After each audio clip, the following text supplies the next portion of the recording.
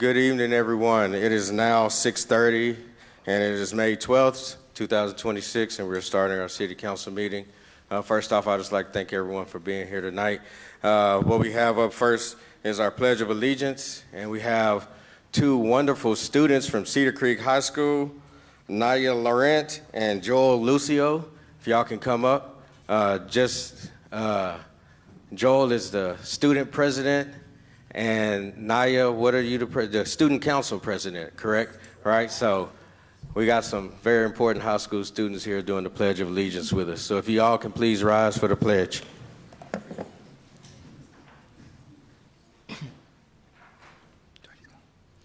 I pledge allegiance to the flag of the United States of America and to the republic for which it stands, one nation under God, indivisible, with liberty and justice for all.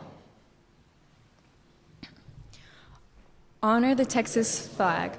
I pledge allegiance to the Texas, one state under God, one and indivisible.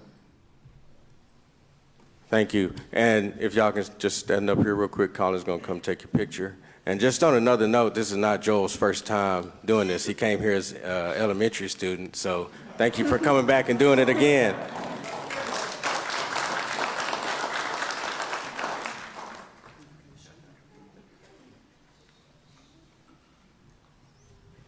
Thank y'all. Okay, so if you can all please remain standing and keep your hats removed. We're gonna do the invocation, and we're blessed and fortunate that the invocation is gonna be done by my father, Pastor Carlton Harris.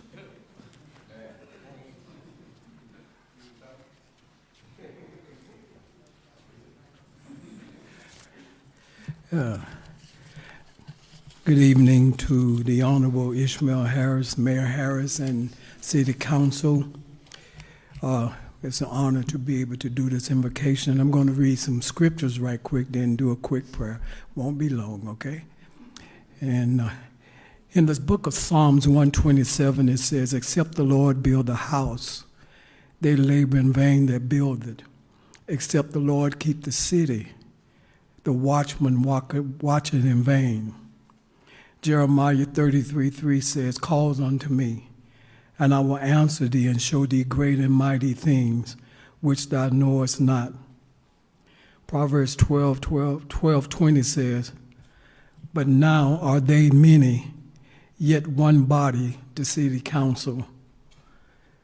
1 Corinthians 12:24 says, "And God hath tempered the body, the city council together." Different, you're here to complement one another and fulfill the purpose of God. Let me see. It talks about Solomon. It says in 1 Kings 3:7, "Now, O Lord my God, thou hast made thy servant king instead of David my father. I am but a little child. I know not how to go out or come in. And thy servant is in the midst of thy people, which thou hast chosen a great people, and cannot number, nor can be nor control, counted for multitude." He says, "Give therefore thy servant understanding, an understanding heart, to judge thy people, that I may discern between good and bad, for who is able to judge this great people?" A great responsibility in your hands. So God, I'm praying, Father, tonight we come before you as this council enter into this season in 2026 to oversee the affairs of the government of the city of Bastrop. We thank you, dear Father God, that you have anointed them for this season and this time to lead, to guide, to make the necessary decisions to benefit this community as a whole. Mindful of all people from different walks, different nations, different tongues, different lifestyles, but yet, Lord God, to bring this people under the covering and the laws and the governing body of this city. Protect them, their families, their loved ones. Shield them from hurt, harm, and danger. But in all things, we must be mindful that the eyes of the Lord are watching over this city to bless it, to enrich it, to empower it. And so give them the wisdom as you gave Solomon to be able to know how to go out and in among the people, to give them the life that they're looking for. Give them the ability, Lord God, to understand the hearts of this community, but yet bringing them under the abiding presence of the Holy Spirit. We thank you for being gracious and kind to us. In Jesus' name, amen. Thank you, Pops. All right, you may all be seated. All right. Now we're moving on to agenda item 4, the election results. Consider an act on a resolution number R-20265-74 to canvass the results of the May 2nd, 2026 general election for the Bastrop office of mayor and city and council member position 3. Submitted by Michael. Oh. Okay. So the unofficial results of the summary result report of the Bastrop, City of Bastrop, May 2nd, 2026 mayor race was Ishmael Harris, 479 votes, Joseph Stanfield, 87 votes, with a total votes cast of 566 votes. And then for the City Council Place 3, City of Bastrop, Kevin Plunkett had 412 votes in his race. Is that all I need to do to canvass that, or? Yes, sir. Okay, council. Can I get a motion? Motion to approve. We have a motion and a second. All in favor? Aye. All opposed? All right, thank you, council. All right, on to agenda item 5, the oath of office. Mayor-elect Ishmael Harris, swearing of the oath of office by the Honorable Chris Dugan of the State District Judge, District 423. And we're going to do the signature of official documents, and then you have comments by me, followed by the swearing in of swearing oath of office by the Honorable Chris Dugan again for council member position 3, and we will do the official documents, comments by council member Kevin Plunkett.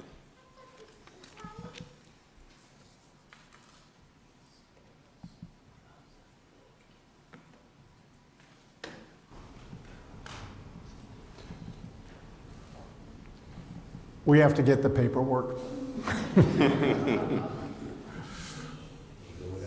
Yep.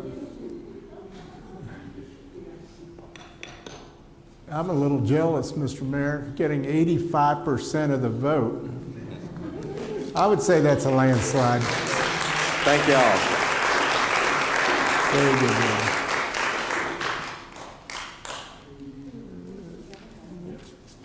We used to have a guy Yeah, from... Kevin got 100% of the votes. Well... I got a little bit more work to do. The wise man over there in the robe told me one time the only 2 ways to run for office. Scared and unopposed. That's Unopposed right. is the best. You know, there was a gentleman from Texas a few years ago. They called him Landslide Lyndon when he won that election. Well, I think 85% of the vote counts as landslide. But, of course, Councilmember Plunkett had to outdo you and get 100%. Yeah, he did have to outdo me. I still didn't get as many votes, so. Hey, that's a good number for unopposed. It really Do is. the comments first? All right. It's my understanding that they're going to be hot off the press in just a second. So Well, we just lost the mayor. Well, Councilmember Plunkett, if you would like to give a few remarks first. We're kind of doing this a little out of order, but that's what I was just instructed, and I am a man about the rules. Well, as usual, I'm not of many words, but I'd just like to thank the people for, having confidence in me to run. And most of all, I would like to thank my wife for allowing me the time to do so, and she's here tonight. So.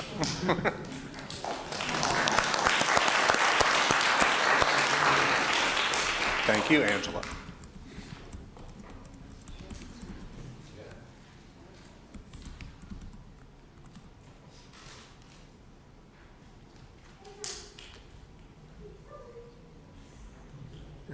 I definitely can speak from experience that the day of the filing deadline, when you find out you do not have an opponent, I was eating enchiladas after my first election, and I found out that I was going to be unopposed for my second term.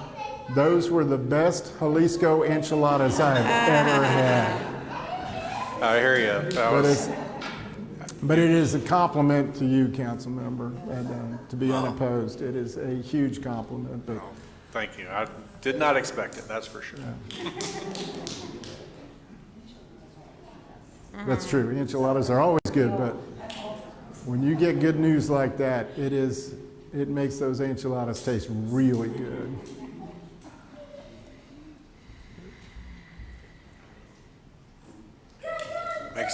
Makes the spring a lot more comfortable too. That it does.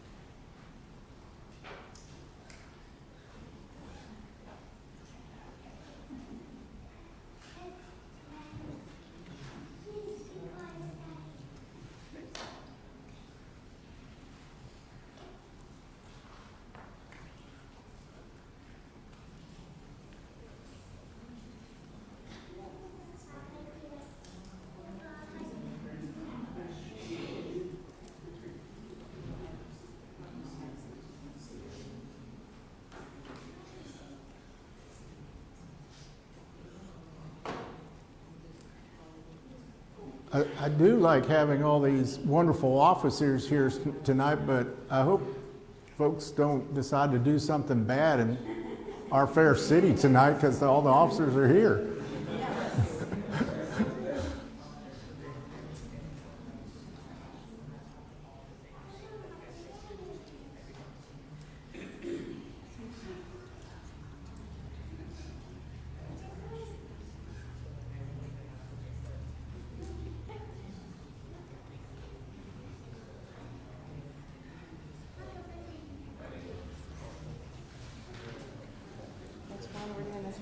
Oh, okay.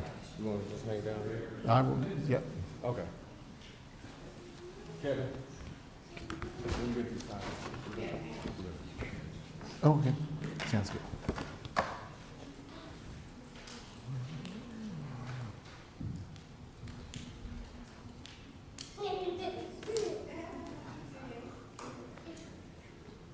All right, Council Member Plunkett, if you will. Thank you, ma'am.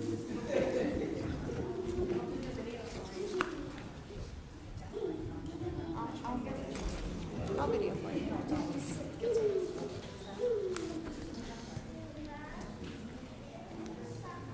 Now, I like, that's a Bible. Yeah, isn't it? I stand on this side. If you'll stand in the middle, Okay, here we go.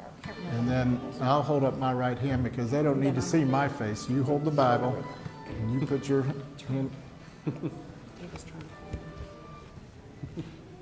Well, you know, it's not Kevin calling you. Yeah, right. His hands are busy right now. It's our daughter. I thought she would attend. Oh. All right. You ready? All right. Repeat after me. I, Kevin Plunkett, I, Kevin Plunkett, do solemnly swear or affirm do solemnly swear or affirm that I will faithfully execute that I will faithfully execute the duties of the office the duties of the office of Council Member Place 3 of Council Member Place 3 of the City of Bastrop of the City of Bastrop of the State of Texas, of the State of Texas, and will to the best and will to the best of my ability of my ability preserve, protect, and defend preserve, protect, and defend the Constitution and laws the Constitution and laws of the United States of the United States and of this state, and of this state, so help me God. so help me God. Congratulations. Yeah. One more. One more. There's 2 oaths to take. So.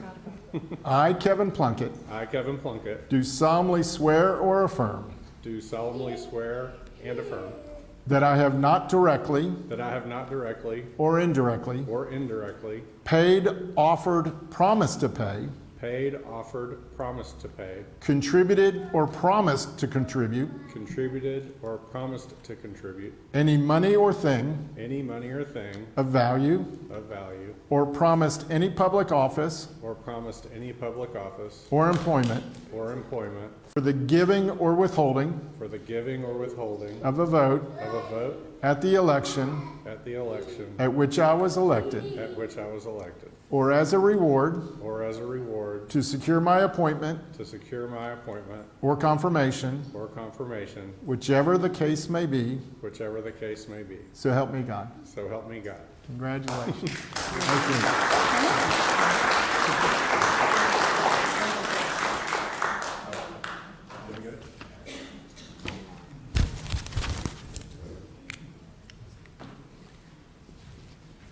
I'll do that in just a second.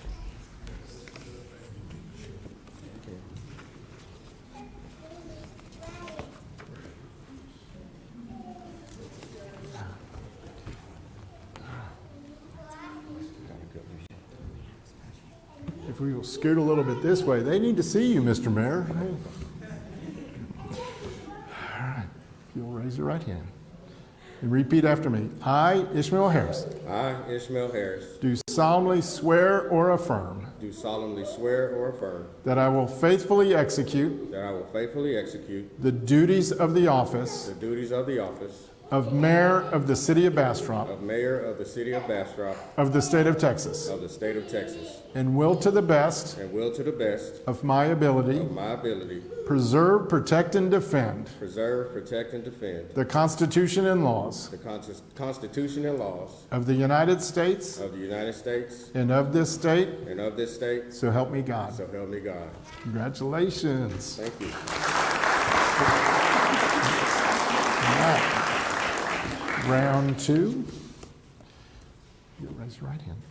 I, Ishmael Harris, I, Ishmael Harris, do solemnly swear or affirm do solemnly swear or affirm that I have not directly that I have not directly or indirectly or indirectly paid, offered, promised to pay, paid, offered, or promised to pay, contributed, or promised to contribute contributed, or promised to contribute any money any money or thing of value, or thing of value, or promised any public office or promised any public office or employment or employment for the giving or withholding for the giving or withholding of a vote of a vote at the election at the election at which I was elected, at which I was elected, or as a reward or as a reward to secure my appointment to secure my appointment or confirmation, or confirmation, whichever the case may be, whichever the case may be, so help me God. so help me God. Congratulations, Mr. Mayor.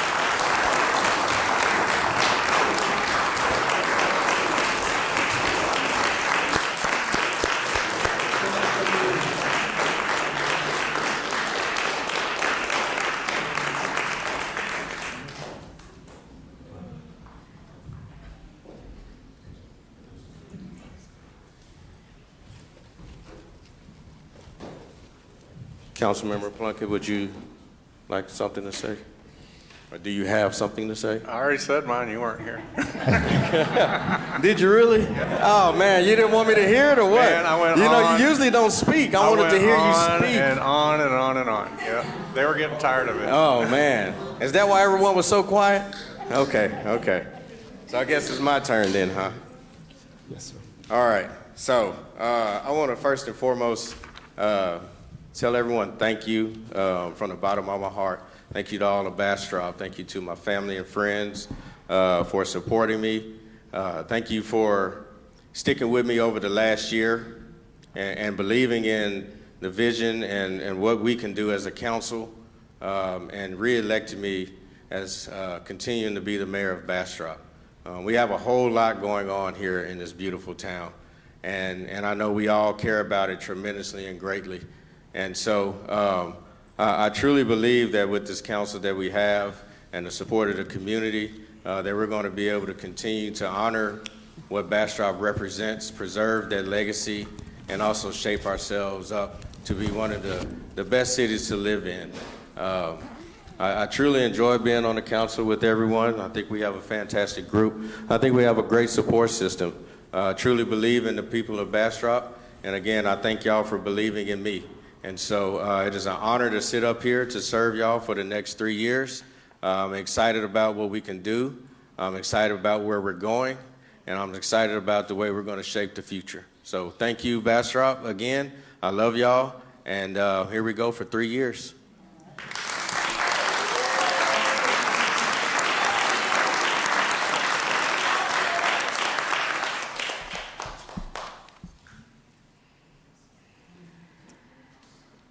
Okay. When are we going to do the cake? Do we want to do? So we're going to take a quick recess to do that right now. Okay. Do I need to? Yep. All right. It is now 6:52, and we're going to take a recess so we can enjoy some cake and punch that's out there in the foyer. And so please enjoy it. And again, thank y'all for coming for the swearing in. Mayor, real quick, we are going to have, we're going to break for executive session at 7:15, top of the hour for a time certain, so the guests can stay and enjoy the cake and punch while we convene and come back. You said 7:15? Yes, sir. Okay, sounds good to me. So 7:15. So we're going to take a recess for cake and punch, and then at 7:15 we'll come back in and we'll announce for the executive session.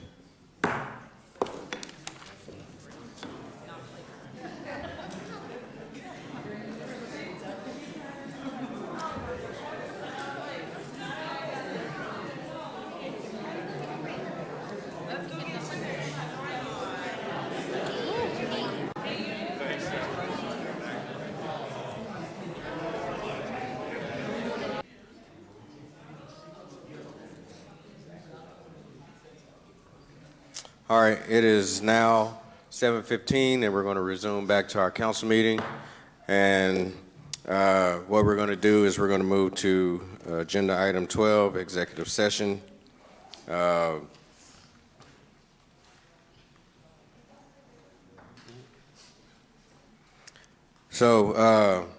item 12A, City Council to convene into a closed executive session pursuant to Texas Local Government Code, Section 55.087, to deliberate regarding economic development for a revised Chapter 380 Economic Development Agreement with Pearl River, developer for Sendero.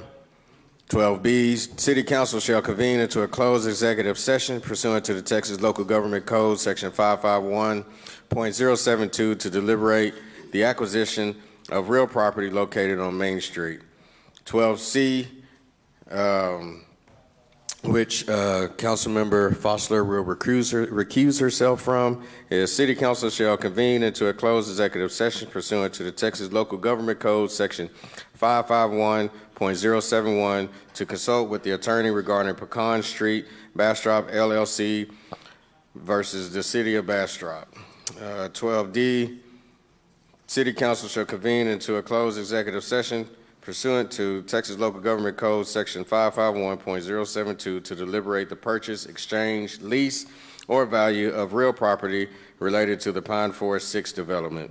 12E, City Council shall convene into a closed executive session pursuant to Texas Local Government Code, Section 551.072, to deliberate the purchase, exchange, lease, or value of real property related to the Burleson East Development and Blakey Road. It is now 7:17, and we're going into executive session.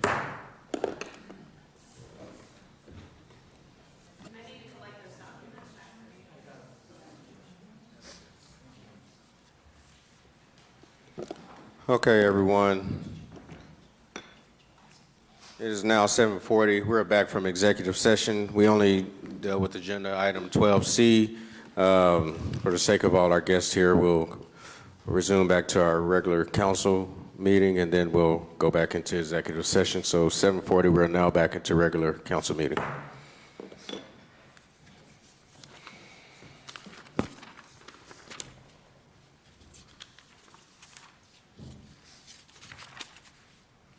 All right. On to agenda item 6, the mayor's report. For the sake of time, I won't give everything. I just will say that last Thursday, I was invited to, yes, sorry. Oh, 5, did I pass? Oh, I did, yes, sorry. Yeah, we got to get that for 5A. Consider an act to elect a mayor pro tem per city charter, submitted by Michael. Would you like to? Good evening, Mayor and Council. Chapter 3.08 of the city charter requires that at the time of election that Mayor and Council elected a mayor pro tem to serve until the next time around. Thank you. All right, Council. Do we have a motion? I have a motion to nominate John Kirkland as Mayor Pro Tem. Second. We have a motion and a second. All in favor? Aye. All opposed? All right, that motion passes unanimous. Congratulations, Mayor Pro Tem, on resuming your duties. All right, now on to agenda item 6. So my mayor's report, I'll just say last Thursday, I was invited to say a prayer over the City of Bastrop at the National Day of Prayer. It was the Bastrop Ministerial Alliance, and so I just want to say thank you to that group. It was a great turnout, and a lot of people prayed over the city and the different areas, and so I have faith that we're in good hands moving in the future. All right, council members report. Councilmember Fossler.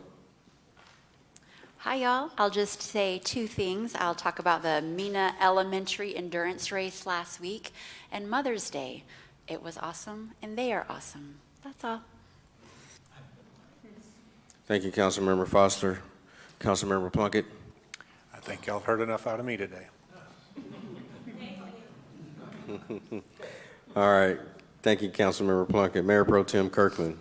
Yes, last Thursday I was the Master of Ceremonies for Farm Street Opry, which I love doing, and I'd just like to encourage everyone to come out and see that. It's the first Thursday of every month, and that's it. Thank you. All right, thank you, Mayor Pro Tem. Councilmember Meyer. Thank you, Mayor. For the sake of time, I just want to let everybody know that the Bastrop 1832 Farmers Market is going to celebrate 18 years. Their anniversary this coming Saturday, so be sure to go over across the street 10 to 2. They're going to have all kind of awards and face painting and things to win, so go show the farmers market across the street some love. Thanks. Thank you, Councilmember Meyer. Councilmember Lowe. Thank you, Mayor. For the sake of time, I want to do the same. I'm going to skip always to my ending. You know what, I encourage everyone to stay involved in the community. Bastrop benefits from citizens who are informed, active, and connected. So please, we encourage you to attend meetings, be involved in what's going on out there, know what's going on in the city. You can follow me on my Facebook page, Perry Lowe for Bastrop. We always try to keep information out in front of the citizens so you know what's going on before these meetings and during these meetings and during the year. So we definitely want you to stay engaged. So again, stay engaged, stay informed, Bastrop, and we appreciate the opportunity to serve you. Thank you. Thank you, Councilmember Lowe. Now we're on to our city manager's report. Madam City Manager. Super brief, Colin, if you could.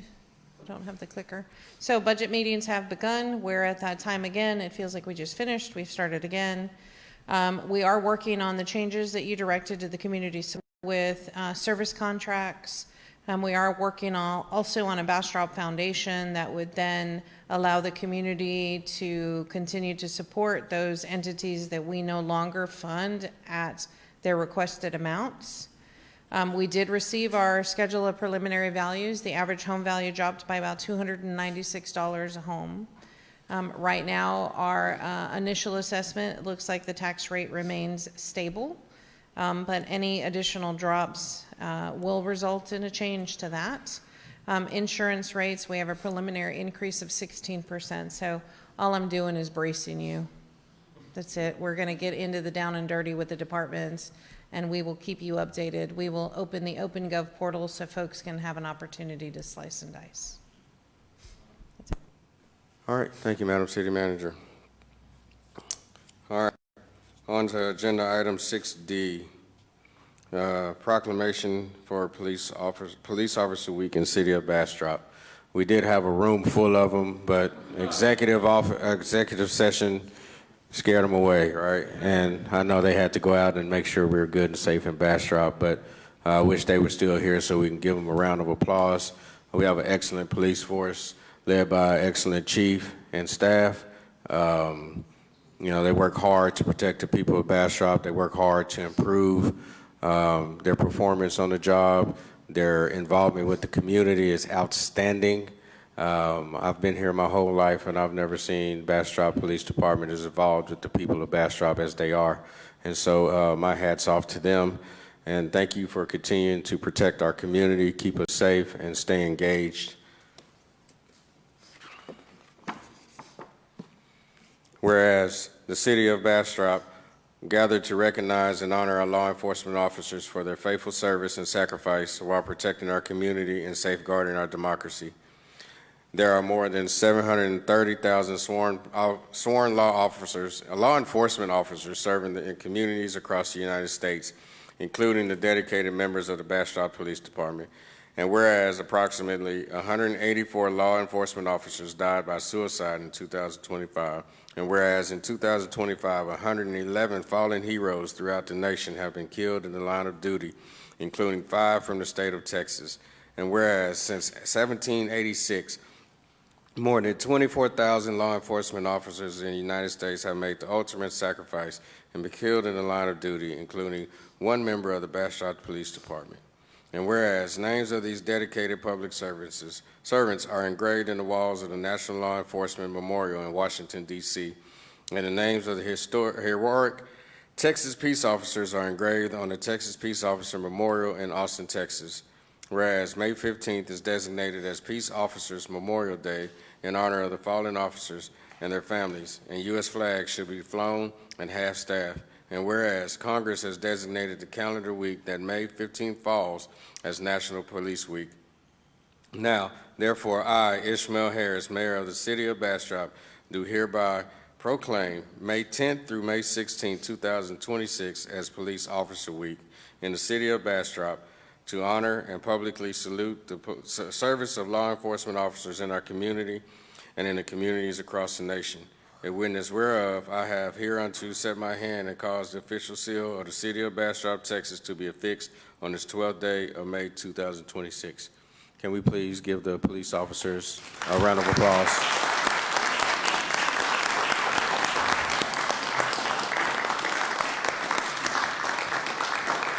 Now, y'all come up here and we're going to get y'all's mugshot.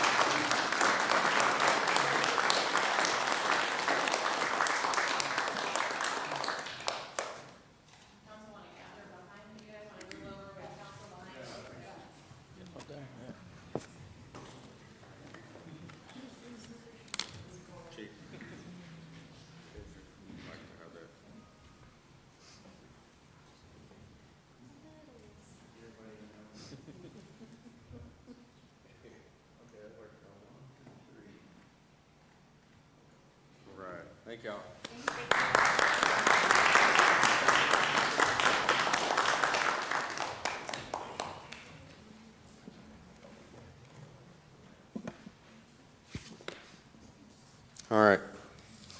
Next, we have a proclamation for Flood Awareness Week.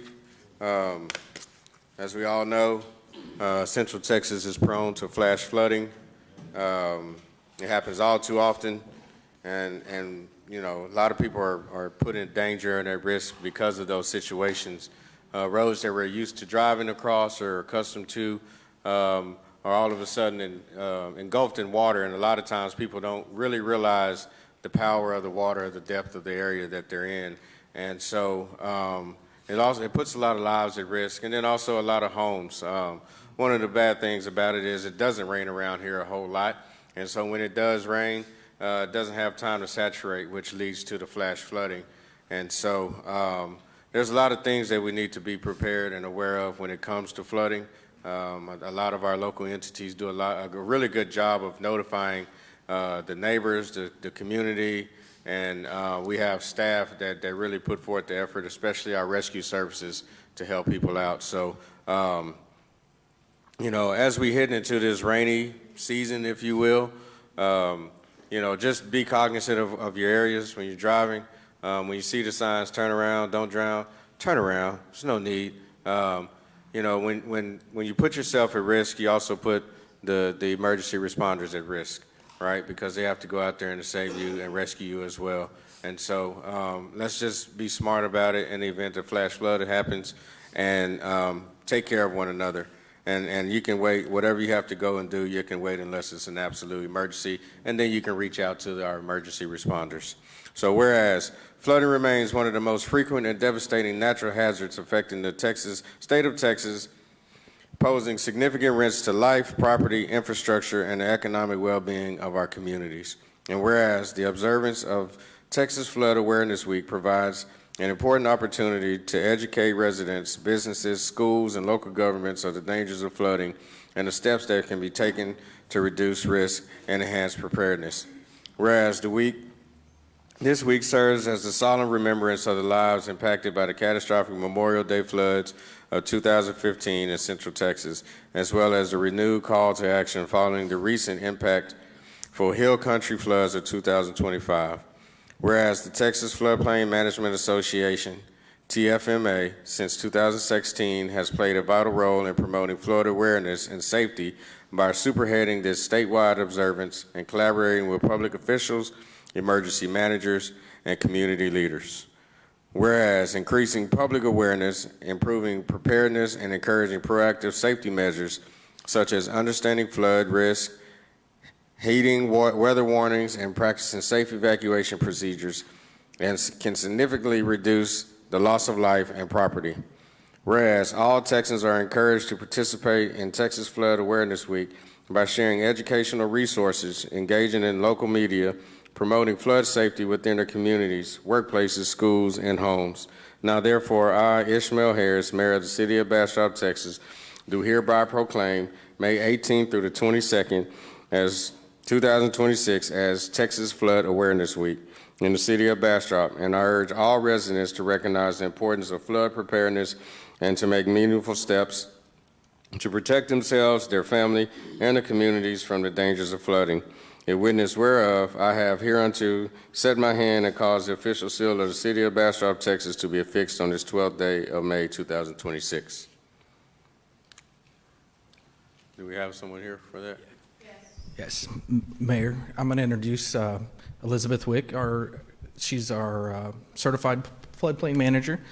This was her item. It's long-winded, but very, very important. We have some upcoming events she's going to speak about that we'd like for the word to get out. Hi.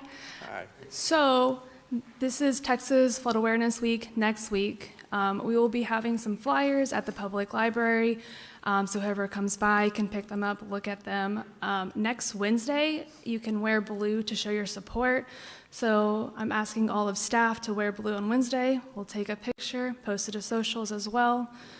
And then, yeah, if there's ever any questions, call City Hall, ask to get directed towards me, and I can answer your questions. I'm here to help, answer any questions. My grandmother's been through multiple floods in her lives, so it's very near and dear to my heart that no one else has to also go through that. We've lost multiple pictures that we can never get back. So I never want anyone to be in that situation.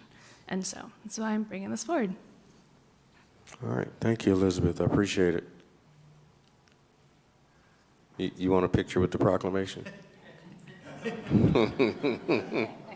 That would be good. Yeah. Yeah. That was like a rhetorical thing. You were supposed to get up here and get that.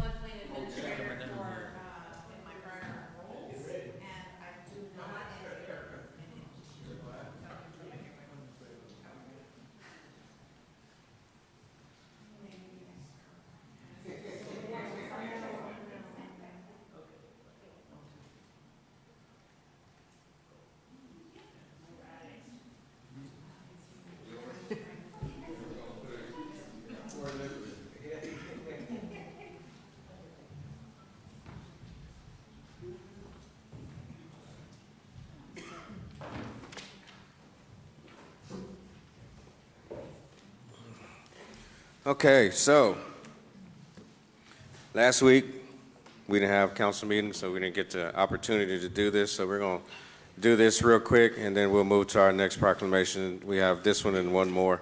Last week was Teacher Appreciation Week, and so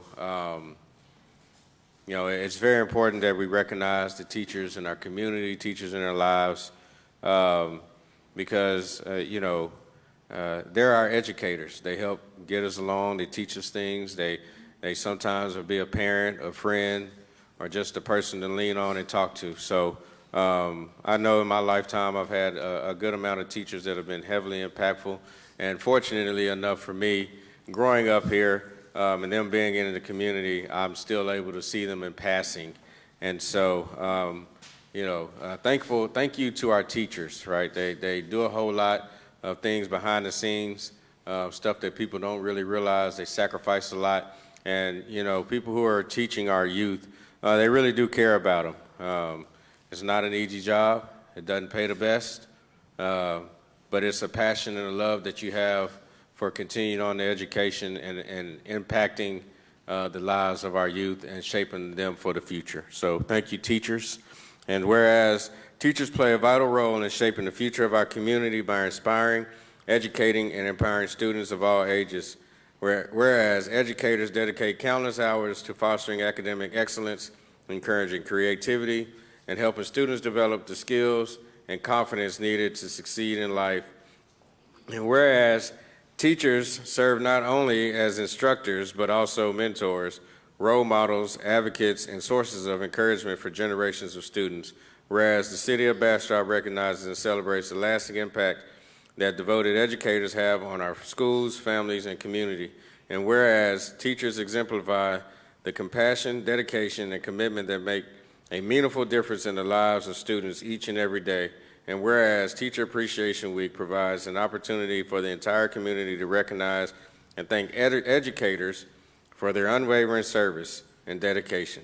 Now, therefore, I, Ishmael Harris, Mayor of the City of Bastrop, Texas, do hereby proclaim the week of May 4th through the 8th, 2026 as Teacher Appreciation Week in the City of Bastrop, Texas, and encourage all residents to join in expressing gratitude and appreciation to the teachers who positively shape the minds and futures of our children and community.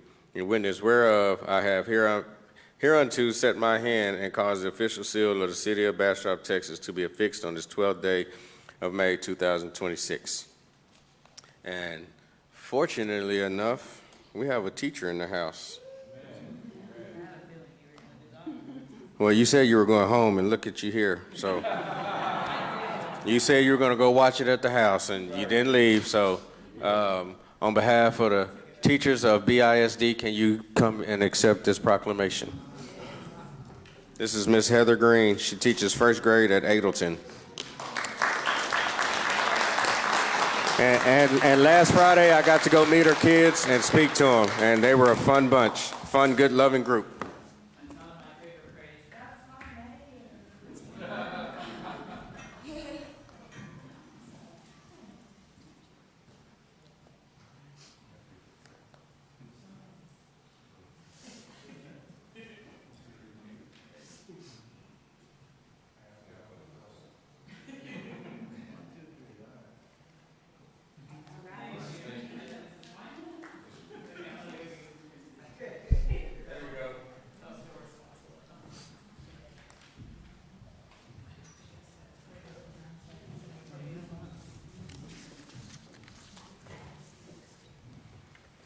All right.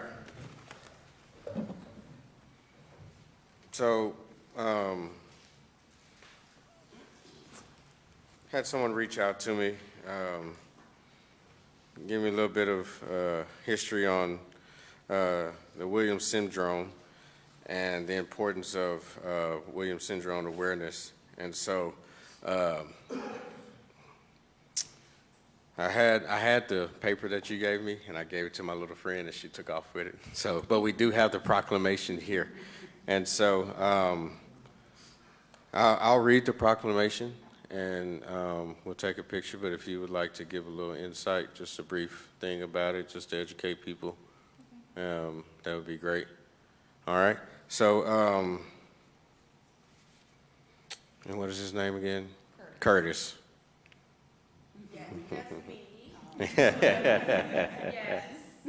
All right. So, whereas individuals with Williams syndrome are shining examples of the joy and love they bring into the world, often known for being exceptionally kind and friendly, sharing bright smiles, loving to dance and sing, and embracing others with genuine warmth and empathy. Whereas individuals with Williams syndrome may also face significant medical challenges, including cardiovascular conditions such as supravalvular or aortic stenosis, highlighting the importance of awareness, early diagnosis, and ongoing care. Whereas members of the community, past and present, remain valued and cherished with many friends and supporters who continue to celebrate and uplift them. Whereas fostering awareness and understanding within our community promotes inclusion, compassion, and support for individuals and families affected by Williams syndrome. Now, therefore, I, Ishmael Harris, Mayor of the City of Bastrop, Texas, do hereby proclaim the month of May as Williams Syndrome Awareness Month and encourage all residents to learn more about Williams syndrome and to help promote the community of inclusion, understanding, and support for all. In witness whereof, I have hereunto set my hand and caused the official seal of the City of Bastrop, Texas, to be affixed on this 12th day of May 2026. And I'll just say this real quick, y'all. When we had took break earlier, I've never met Curtis before. And I walked outside and I was visiting with people, and Curtis walked right up to me and he said, "I love you." And I knew he meant it with everything he had, and I told him I love you back. All right, Curtis, you never known a stranger, huh? That's right. Hey, I know what you meant. So, yes. So, Mom, would you like to just give just a brief education for us? Okay, I've got a picture of that flyer I gave you here. I'm just going to read some of that. Okay, sounds wonderful. Okay, Williams syndrome is a rare genetic disorder that affects approximately 1 out of 10,000 people worldwide. It is caused by the deletion of genes on chromosome 7 and is characterized by a unique combination of medical, cognitive, and developmental challenges. Individuals with Williams syndrome often have distinctive facial features, cardiovascular issues, and are known for their exceptionally friendly and social personalities. They may also experience developmental delays, learning disabilities, anxiety disorders, decreased life expectancy, and more. Raising awareness about Williams syndrome is crucial to ensure early diagnosis and access to the necessary medical care, education, and therapeutic interventions. By fostering understanding and acceptance, we can help to create a more inclusive society that supports individuals with Williams syndrome in reaching their full potential. Williams syndrome individuals love beyond measure. They are highly sociable, always happy to hug anyone without hesitation. They love to share joy, constantly giving compliments and sincere smiles to everyone that they encounter. Also often having a passionate love and connection to music and dance, ultimately living their best life, enduring continuous battles that most will never encounter, yet their resilience, strength, and a never-ending love conquers all. My son Curtis has Williams syndrome. We were lucky enough to get his diagnosis when he was 4. You know, a lot of people, they go most of their lives without ever being diagnosed because it's so rare. A lot of medical professionals don't even know what it is. He's a 10-year-old boy. Bastrop is his hometown. And he loves to sing, dance, share big, beautiful smiles, and the biggest hugs that you've ever felt. Although Curtis continues to face a multitude of challenges, his genuine character and overwhelming love for life and all he encounters is an amazing testimony of how we should all be, full of love and gratitude. And then it says for more ways you can help, visit williamssyndromeassociation.org and whatnot. But I just want to express my gratitude. It is absolutely immeasurable. I appreciate you all so very much. It's been a long journey, and we try to spread as much awareness as we possibly can. And every year we go around and share flyers and proclamations, and this year we'll get to share this one, and it's very exciting. Thank you guys so much. Thank you. And it won't be long before our All Amenities Park will be open, so I'm sure he'll have a fun time over there meeting new friends. Oh, yes, for sure. All right. All right. If y'all want to come up here, we'll give you the proclamation and we'll take a picture.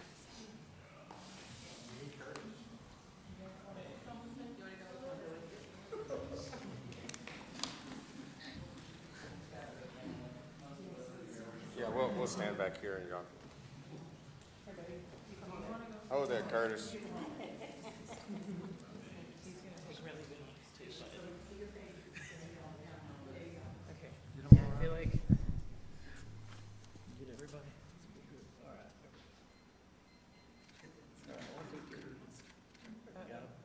Yeah, but I think I'm on, hold on, how do I change the settings? Because I think I'm on video.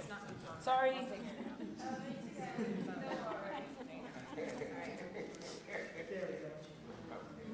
Okay, ready? It took several, yeah. 'Cause that's what I do. All right. Sorry. Curtis. You're welcome. Thank y'all.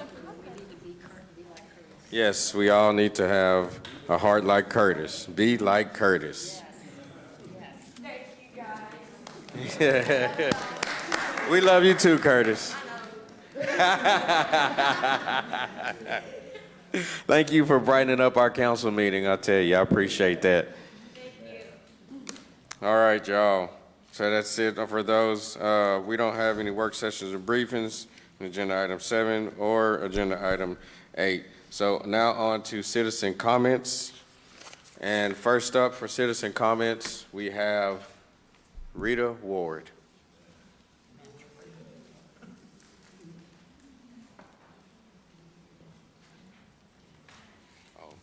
Hello. I think this is a little low for me.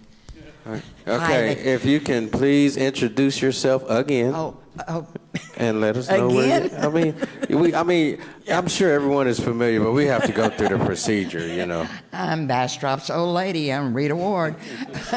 But yeah, I got ahead of you guys. The police department had to leave, so I had a thank you from Lexington, Texas for them. And so I gave it to them before they left. So you missed that. But anyway, my comment is on our water situation. And I get kind of ticked off because our weathermen, our drought is going, It is not going. And we are in a drought from all over the United States to a great extent. And we need to really buckle down on the water. And we have a lot of AI people, data people coming in and wanting to build. And we need to curb that. And we do not need to give our tax money as an encouragement for people to come here. Austin is going to inundate Bastrop, believe me. And we need to buckle down on that water usage somewhere or other. And also I have a question, is why isn't, I think the colony out here, why isn't that all in the city limits? I mean, that's just a question that I have. But anyway, Elon Musk, is going to put in this big center in Austin, and that is going to cause more people to come to Bastrop, and we're going to be using more water in Bastrop. So we've got to really buckle down on our use. Thank you very much. Thank you, Rita. It's always a pleasure. All right. Up next, we have Becky Wumble with the Bastrop Regional Chamber.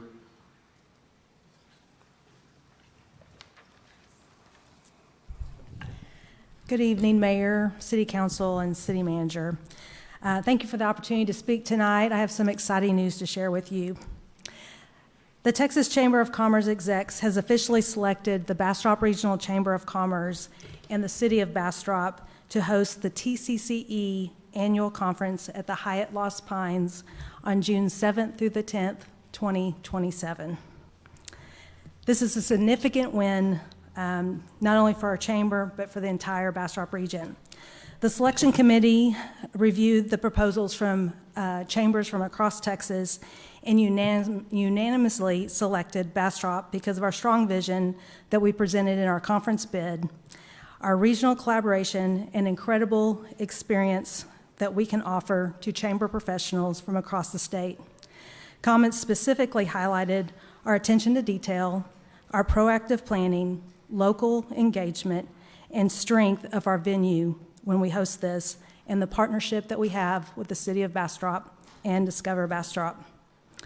For those unfamiliar, the TCCE Annual Conference brings together chamber execs, economic development leaders, and community influencers from across the state of Texas. Hosting this conference places Bastrop in the forefront of decision makers and professionals who help shape economic development and make decisions across the state. This conference will utilize a minimum of 375 rooms. This includes a minimum of $175,000 in food and beverage, as well as $10,000 in AV and event support. Due to the Central Texas location and our proximity to the airport, we will probably have closer to 450 rooms.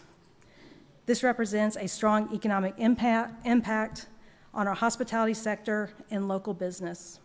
Plus, the fact that the Hyatt is a resort, I fully expect people to make it a family vacation that they'll tack onto the conference. This is an opportunity for us to showcase what makes Bastrop special: our hospitality, our historic downtown, our outdoor amenities, our growing economy, and the partnerships that continue to move our region forward. Events like this create economic impact for our hotels, restaurants, retailers, attractions, and local business. More importantly, it strengthens our reputation as a premium destination in the state with our conferences and tourism and investment. We're excited to welcome chamber professionals from across the state of Texas to Bastrop in 2027 and look forward to making the conference one that people will remember and talk about for years to come. Thank you for this opportunity to share with you this great news. Thank you, Becky. Appreciate it. All right. We have one more person that signed up. Megan, did you want to wait till we got to the agenda item?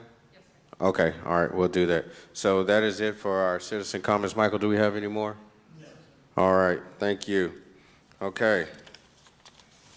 On to our consent agenda items. All matters listed on the consent agenda are considered to be routine by the City Council and will be enacted by one motion.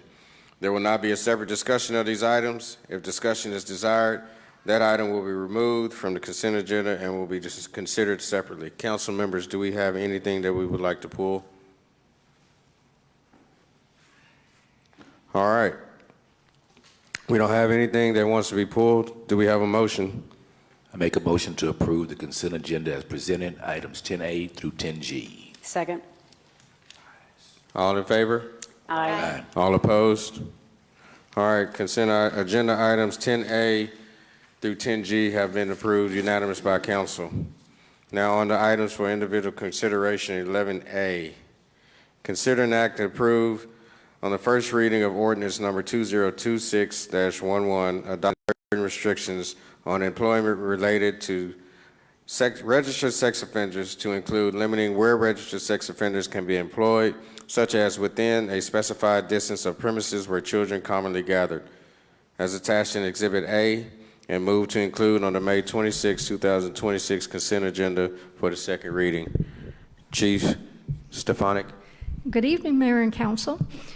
On June 11th of 2024, City Council voted to adopt a sex offender restriction ordinance limiting where registered sex offenders may reside within the City of Bastrop, based on locations where children commonly gather.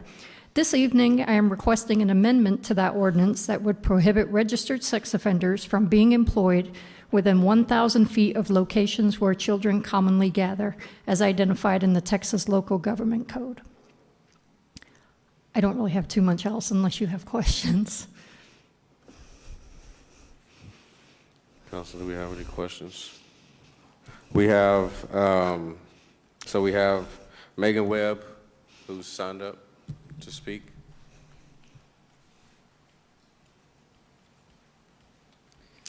Please state your name and where you reside. Thank you. Please, and you'll have 3 minutes. All right. Thank you know you. it's serious And if I wrote something down. I'll give you like an indication when you have 30 seconds. All right. My name's Megan Webb. I reside outside of the city limits, but I'm the CEO of the Children's Advocacy Center, which operates within the city limits of Bastrop at 59 Texas Loop 150 West. So for most of the last 20 years, I have worked directly with children who are survivors of crime, primarily child sexual assault, and I've seen the devastating impacts that those crimes can have, as well as the resilience that's required of children and families to overcome them.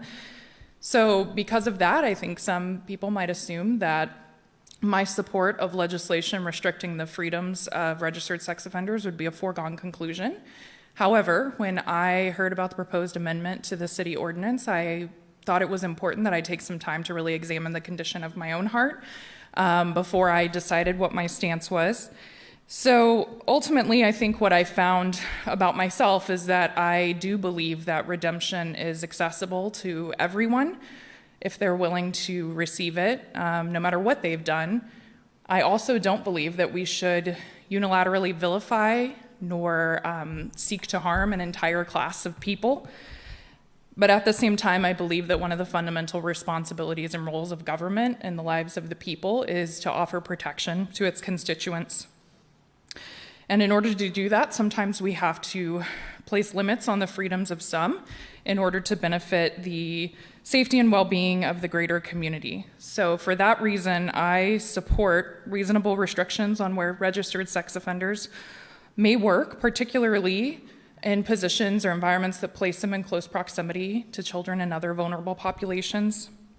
These measures are not about vengeance or permanent condemnation. They are about creating practical safeguards that reduce risk, strengthen accountability, and help ensure that children can safely learn and play and heal in our community. My staff and I are fortunate to be in a position to help protect the children of this community. It's a responsibility that we take very seriously, and we work very closely with Bastrop Police Department and their amazing staff, and they also take very seriously their duty to protect our children. And as elected leaders of this city, you too are entrusted with safeguarding the most vulnerable among us. And I hope that you will take that responsibility to heart and vote to support this amendment. Thank you. Thank you, Megan. Council members, do we have any discussion on this agenda item? This individual item? Mayor Pro Tem Kirkland. Mr. City Attorney. Yeah, before we take action, I'd like to give some legal guidance in closed session before we take any action on this. Okay. May we invite the police chief in? Of course, yes. All right. So it is now 8:19, and we will move into closed session to discuss this item further.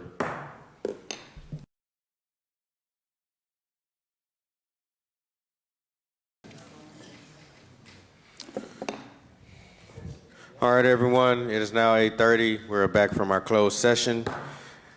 Okay, when it comes to individual item 11A, at the recommendation of our legal counsel, we are going to allow him to dig a little bit deeper into this, and we're going to bring it back to the next council meeting just to make sure that everything is correct and that when we move forward as a council on this, everything lands like it needs to land, the way we want it to land and stick. So that is what we have for agenda item 11A. It will be on the next council agenda item council meeting, an agenda item on the next council meeting, sorry.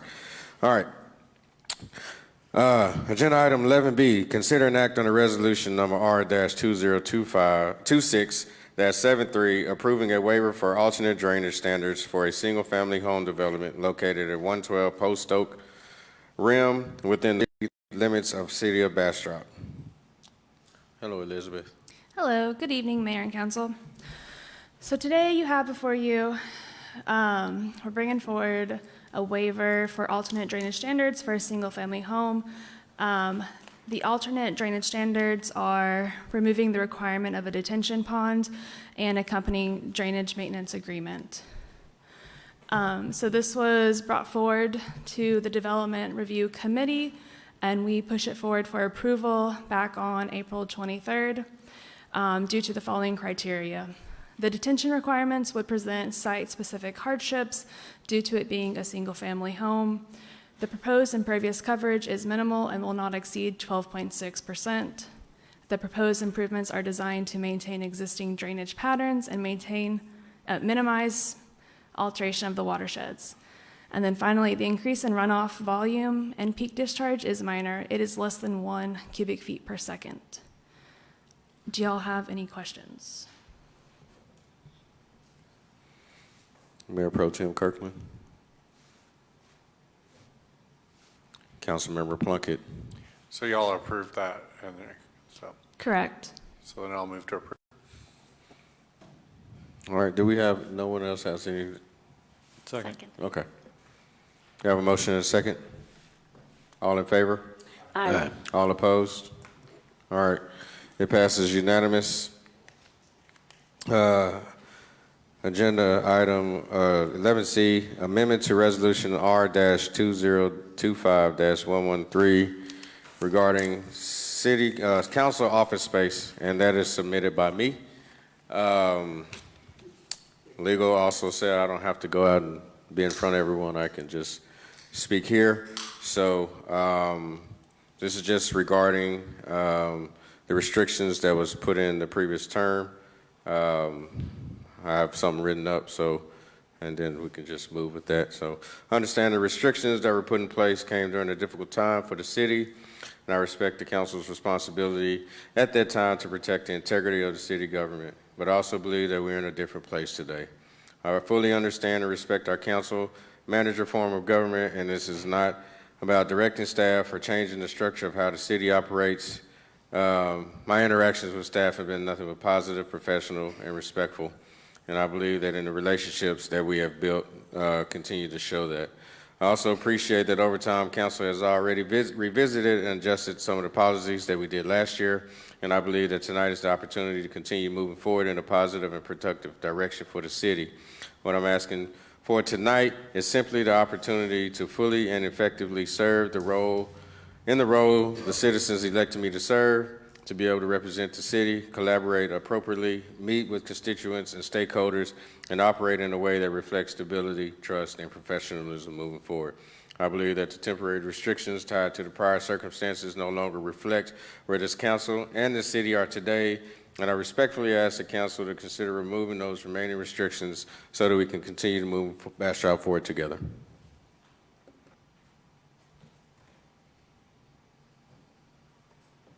I have a motion, unless we have discussion. Yes, do we have, I was going, Yeah. Councilmember Plunkett. So which restrictions are we talking about? I don't have them written down, like, hold on, it's on the resolution. We only did a couple of them last year. Yeah, when I read the resolution, I didn't see which ones we would be. I think it's events, everything like that. It's hold on, let me get to it.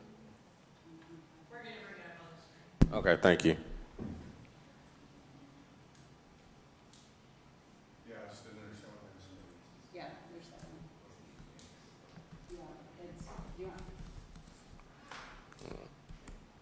Expenses for official business trips, city funds for mayor's attendance at events, council office space, speaking roles at city functions, city hall badge security access, appointment to internal or external boards, and legislative advocacy. Thank you. I just got to it. Sorry. Thank you. Yeah, and all of those things were removing the restrictions that we had put in place. I Yeah, don't. we passed that already, so I'm not quite following. So from my understanding, Uh-huh. that those, all of those weren't passed last year. Am I right or wrong in that, City Manager Sylvia? No, So- this is the one, this is the resolution that was passed. Yep. Yeah, that removes those restrictions. 2025-113. I think the one issue, or at least that I'm aware of, Mayor, and please speak up, is council office space. Right, okay, so yeah, okay. That is the one item, which is item number 3 on the resolution. Colin, I'm going to send you a link. Please bring that up. Yeah. But then, And if I would, I'll shed a little bit of light while Colin brings that up. and I don't recall us doing all of those last year, and maybe my memory is wrong, but one of them is the office space usage.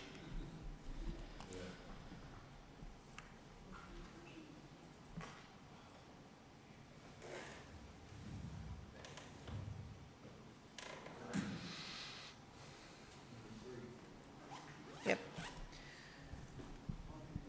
Okay, so before, when we had the mayor who was going through the recall process, he wasn't allowed to speak, he wasn't allowed to do a lot of the things here. The travel expenses, they had to be approved in advance by the council. And in fact, council took action one time to deny the ability to travel.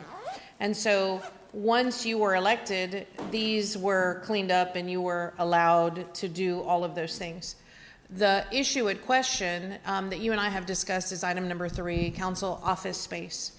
And so prior to 2018, the mayor did not have an office space in City Hall. Mayor Schrader set that precedent and Mayor Nelson followed. What also followed were 2 lawsuits to the city. One, almost resignation by the city manager who was your longest serving city manager, and then City Manager Hodge, or Linda Humble, sorry, who the city paid out over $200,000 to.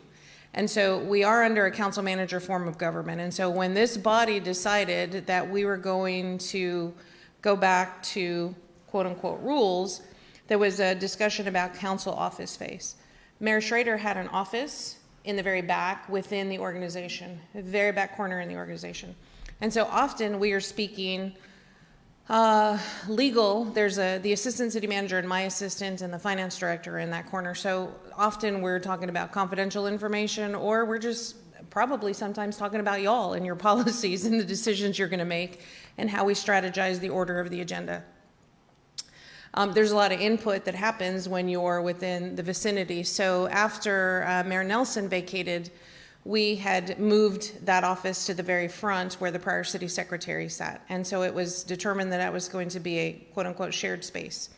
And then this resolution, when we undid the rest of that, this resolution said the council shared space shall be the executive session room, which is the room that has the mini fridge and the refrigerator and the same setup that that one has, except it is outside of what we call the secured area.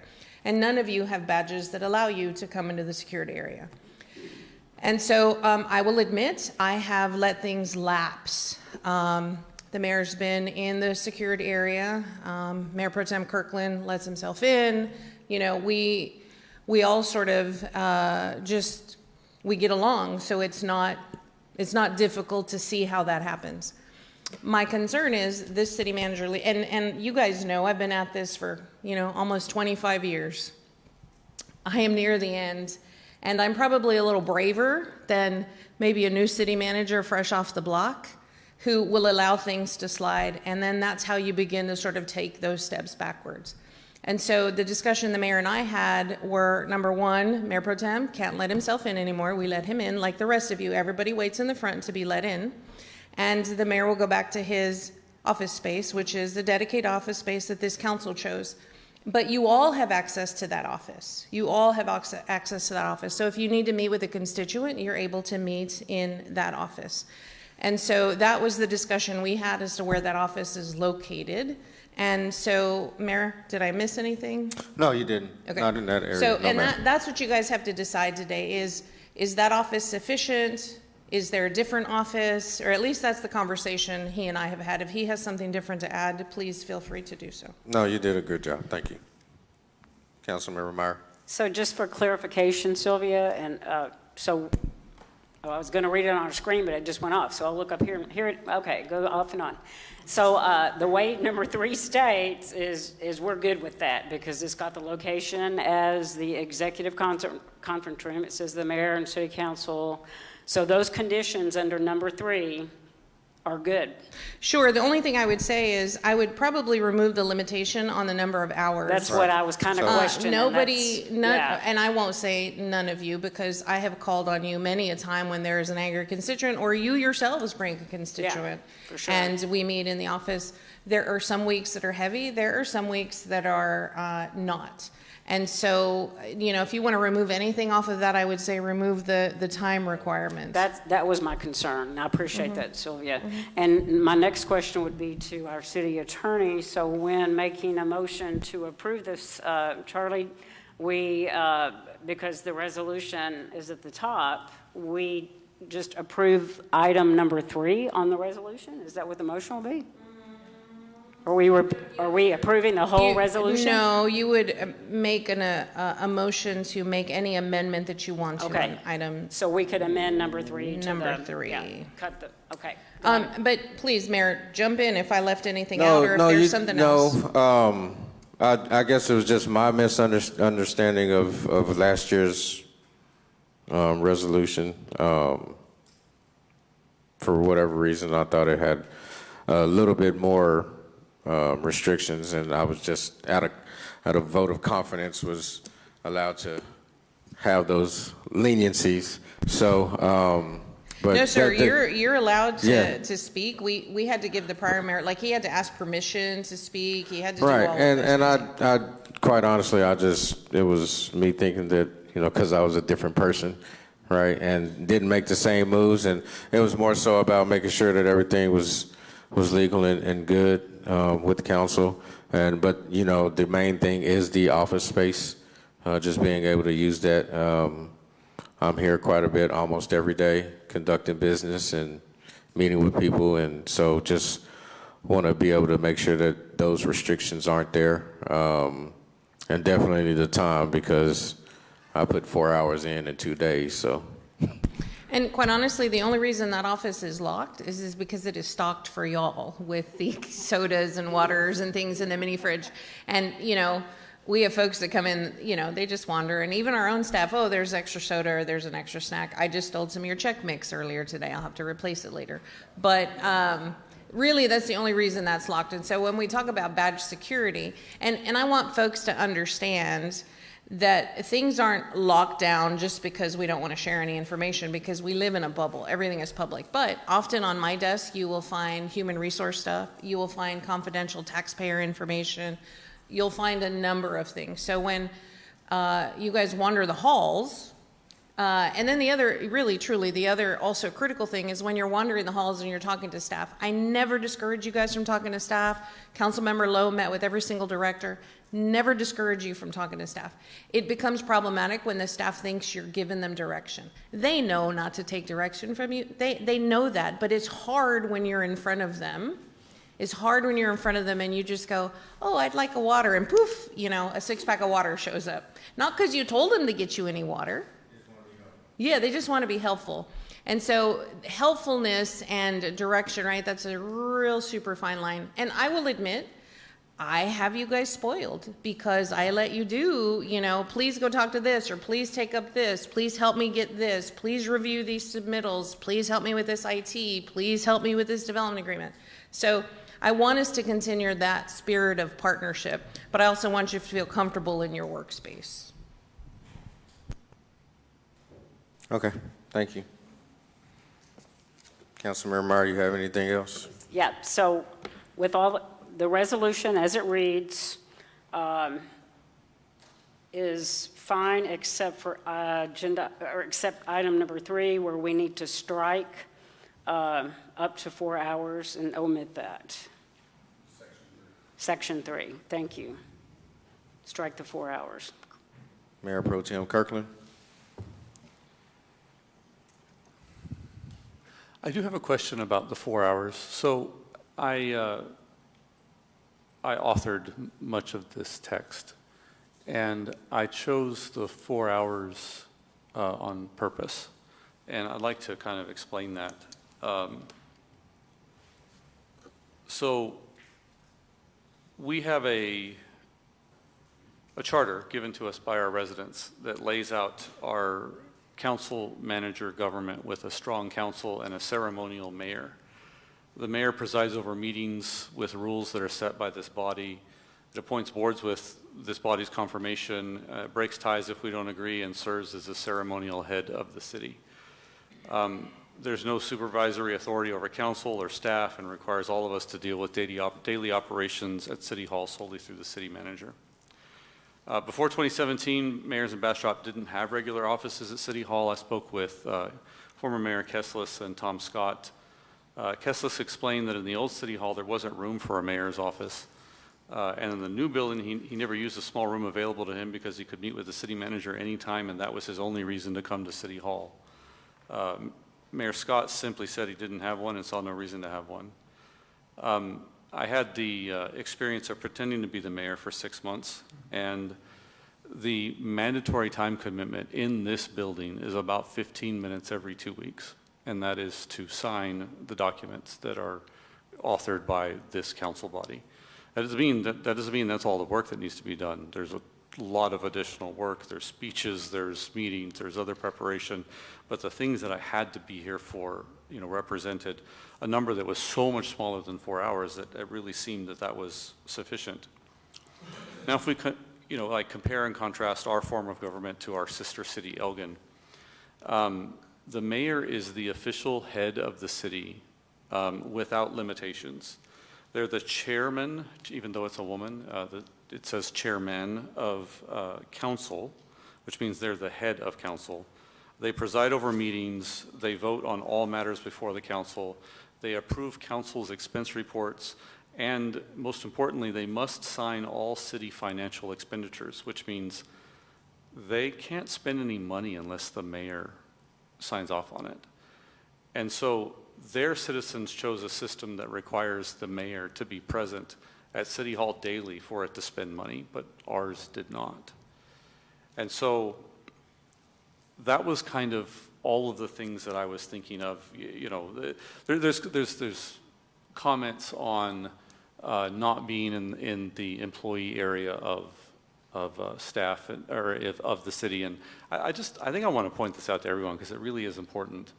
The prohibition, and that's the word used in the charter, the prohibition upon a council member or the mayor, which is considered part of council in that document, on giving an order to a member of city staff is absolute.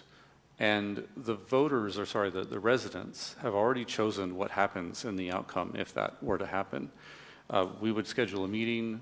We would simply ask the city manager if one of us had given an order to her employee. She would take an oath and answer that question, and then we would say motion that, based upon the facts presented, it appears that this person has given an order to a staff member. And then what comes next is simply a matter of what's written in the charter. That person's seat is forfeited immediately. There's no recall, there's no election. They leave the room. They're no longer in their seat. And so that's what we're trying to sort of protect against. And I'm super, super careful. I mean, in my emails where, Sylvia authorizes me to go talk to a staff member on a topic, I'm always directing my questions back to Sylvia again. It's so critical to keep this separation, this wall between city staff. So I just wanted to point that out because I don't know that we've ever really said that out loud, that prohibition, how strong it is. It is so completely absolute, and it's set up that way so that the electeds, frankly, they're not corrupt. Like that's the basic reason for having that restriction. And this group isn't corrupt. And this mayor, I had your sign in my yard, and I supported you for re-election, and I would do it again. And so this is not about the person, this is about the form of government that we have. And so I just wanted to explain where that 4 hours came from, and that I just looked at it as any person on council may have meetings or may want to come up here for things. On occasion I do. And that seemed like a reasonable amount of time to accomplish all of the mandatory things and many of the optional things. So I guess my question, Mayor, is, this is let's call it an untested, ordinance, like a 10 by 20 parking space, right? So it represents a metric. What is it about 4 hours per week that makes it such that this number is too low in terms of mandatory activities at City Hall? Can't really speak for what has gone on in the past. I just know that the requirement of my time from multiple individuals to want to meet up here at City Hall.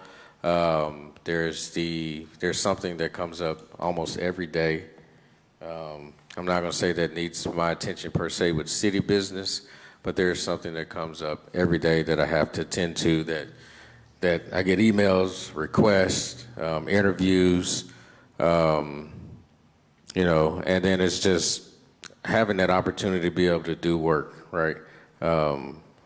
As we know, I have a regular job. I get off of that job, and this is just a more quieter, relaxed atmosphere, or just puts me in the element of working and doing my job.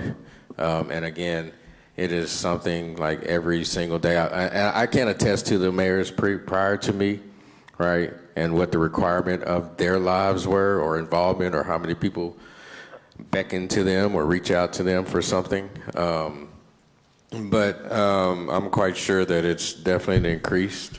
Bastrop's in a different way, and so just the involvement of things that I have to participate in require that much, right? I can show you my emails and my calendar, and you'll be like I'll just say next Friday I have like 3 different things to do, and I might have 2 interviews or 2 meetings or whatever it is, but that 4 hours, it just, it no longer cuts it, right?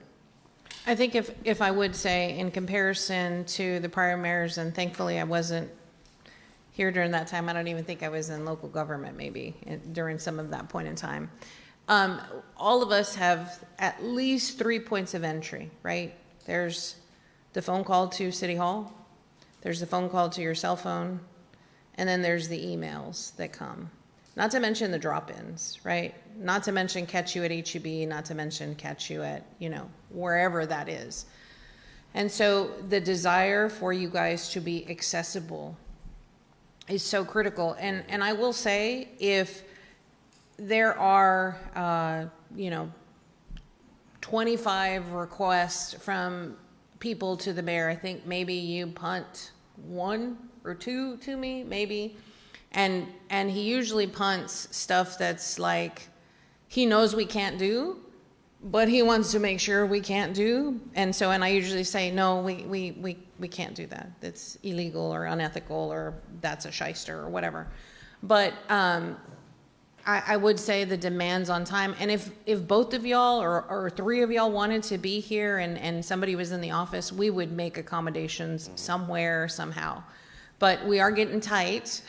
We are getting tight here. So, I'm sure we can come up with a schedule or something like that, but it's very rare that there are 2 of you here at the same time, and one of you is usually meeting with me if there are 2 of y'all.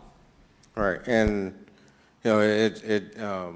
part of it is I feel it's my duty, right, to be able to just come here and be involved, to be present. I don't know how many times that I have come up here and Tracy, she said such and such has stopped by because they expected you to be here, right? Just being that presence. And that's just, my work and involvement, that's just who I am. I feel like if I'm going home twiddling my thumbs and I'm not doing the people of Bastrop any justice, right? I could be up here serving and figuring out a way to continue to help this city, so. Councilmember Meyer. Thank you. So I don't know about that 4-hour thing. Like, where did that even come from? Did you, Mayor Pro Tem, did you come up with that? Because we didn't have discussion. No, I mean, this was the, we passed this, Yeah, about a year ago. I know the history. Thank you. Right. And that was just something that I selected as Okay. a, So as a I just want to say personally, there's some weeks, and this isn't about me, but there's some weeks that I'm here more than 4 hours because I meet with quite a few different groups. I'm here a lot. So 15 minutes a week, definitely not. I also want to make a point, and this is really important for this city. We have an exceptional mayor in the most positive way we could have. Unlike we have had, and I don't know, ever, as far as I can remember. The people love the connection that our mayor has with them. I'm stopped constantly and told, he comes to this, we can go meet with him. He's accessible to us. Our mayor bends over backwards to make sure he's serving the people. To restrict to 4 hours, if there are a lot of people that want to come in, and I encourage it, let's let it happen. That's what we're here for. That's why the people elected us. We should be coming and meeting the people if they want to talk to us. So having a restriction of that restricts the people to me. And I think it goes against what we're supposed to represent. But that's how I feel we should be. Councilmember Lowe. I think it's okay setting a standard. If you start doing stuff and it's helping the office, it's okay to do it. It doesn't have to be limited to 4 hours. It doesn't have to be limited. We're grown. We can actually talk to each other and set a schedule if we need to meet in those offices. But restricting the time, if he wants to be here 8 hours, he can do that. I just don't see a problem with that if he's getting work done. And I know that, you put a pen to it, and I know how you do, John. You get it down to the number, but that's good. But in this situation, it might be a little much. It might be a little much on this one. That's all. But I think it's okay to set a standard because when I took the office, I thought all council members met with all the departments. That didn't happen. So I did it. I set a standard. It's my standard. Mm-hmm. So I think we should just let him apply his standard and let that work. I think it'll be okay as far as scheduling out time for those rooms. And if we get into a situation like we did a few years ago, then we make adjustments. So I just think that's the smartest. And thank you, Councilmember Lowe. And let me just give you an example of my next week's schedule. Right. I have a 3 o'clock meeting with Jordan Scott. That's our chair of the planning and zoning. Then I have draft agenda review. That's all on the same day. That next day, I have a 3 o'clock meeting with Councilmember Lowe. The following day, I have my weekly meeting with Sylvia.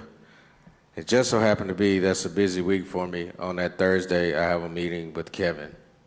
That's 4 people, and that's just 4 hours right there of just with their stuff, not tending to what I have to do for other people that have emailed me that I need to do my research on, or anyone outside of those mandatory meetings that happen.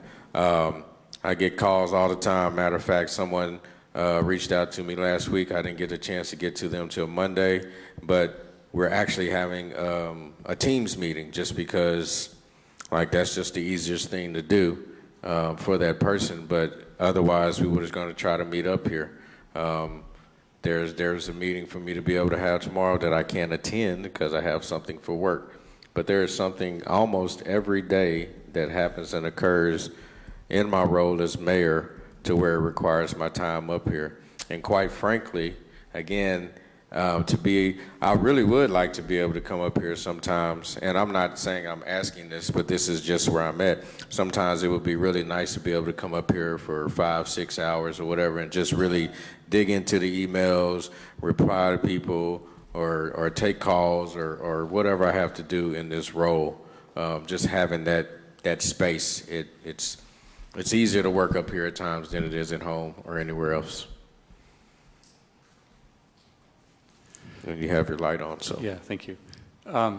So Councilmember Lowe and Councilperson Meyer, the 4 hours was, like you said, I know how you work, John, Yes, it was exactly that. It was, okay, the mandatory time at City Hall is, X.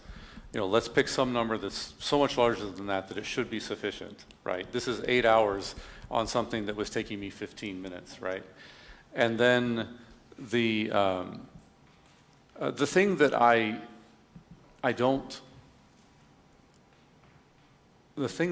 struggle with is not the 4 hours, by the way. Fine, let's do something different. The thing I struggle with is someone choosing to do it full-time, is to be here full-time. And that is something that I think starts to violate our form of government. And that's not what you're asking for. But No. at the same time, we have to set standards that would be used by, by future mayors, in effect. Right, and I get that, and I think that's why we were able to vote on those resolutions. I, for one, would not ever be comfortable with telling a citizen, "Hey, I hit my 5-hour mark, my 4-hour mark, my 6-hour mark. No, I can't meet with you at City Hall." I agree. That's fine. Like I can't. I won't ever do that. No, I get it. So, you have the option of removing the 4 hours entirely. You have the option of setting it to some larger number. 20 hours.